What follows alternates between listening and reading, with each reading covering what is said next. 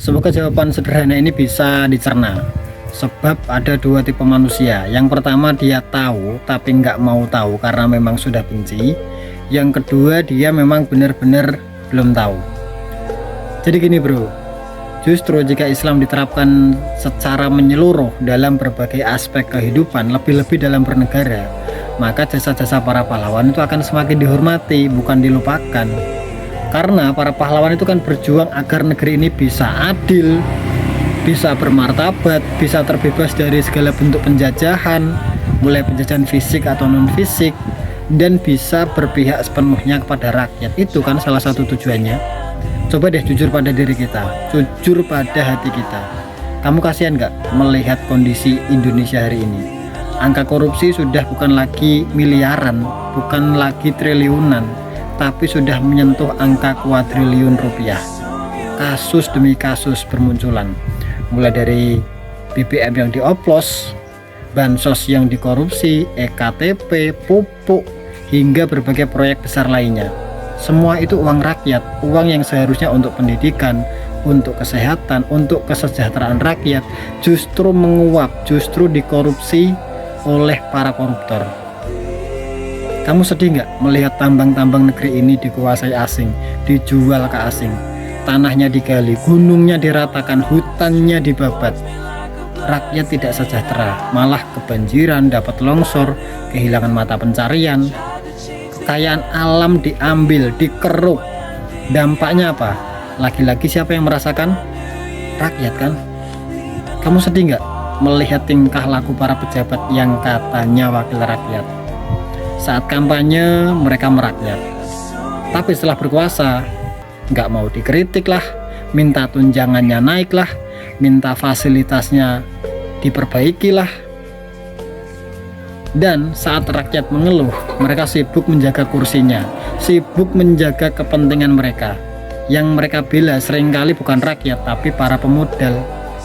Dan undang-undang yang mereka buat, sekali lagi saya tanya, undang-undang yang mereka buat banyak yang pro rakyat atau tidak? Jawab dengan hati. Kamu sedih nggak melihat angka kemiskinan yang masih tinggi? Rakyat bekerja keras setiap hari, dari pagi sampai malam, kembali lagi ke pagi, tapi hidup kita tetap sulit. Harga kebutuhan naik, lapangan kerja sempit, bantuan tak merata. Sementara yang di atas itu hidup serba aman, serba mewah. Dan mana janji 19 juta lapangan pekerjaan? Sudah terrealisasi sejauh mana? Coba deh dijawab. Kamu sedih nggak melihat hukum yang masih tebang pilih? Yang kecil cepat diproses, yang besar seringkali lolos, bahkan tahu sendirilah. Yang lemah ditekan, yang kuat dilindungi. Hukum tidak lagi menjadi pelindung keadilan, tapi alat kekuasaan. Dan semua masalah ini yang merasakan lagi-lagi adalah ya rakyat. Bukan mereka yang duduk di singgasana kekuasaan, bukan. Ini bukan sekedar soal oknum, ini soal sistem. Sistem demokrasi kapitalis itu telah membuka pintu selebar-lebarnya bagi penguasa dan pengusaha untuk menguasai negeri ini. Kekuasaan itu ditentukan pemodal dan kebijakan itu berpihak pada kepentingan segelintir orang. Negara akhirnya tunduk pada uang, bukan pada kebenaran. Dan Islam datang bukan sekedar sebagai ibadah ritual, tapi sebagai sistem kehidupan. Syariat Islam itu mengatur kekuasaan agar amanah, sumber daya alam, tambang-tambang agar dikelola negara. Untuk apa? Untuk kemakmuran rakyat. Dan hukum agar adil tanpa pandang bulu. Dan justru ketika syariat Allah diterapkan, ditegakkan, itu maka korupsi itu bisa dipotong, bisa dicabut sampai akar-akarnya. Kekayaan negeri ini dijaga, pejabatnya diawasi, rakyatnya dilindungi.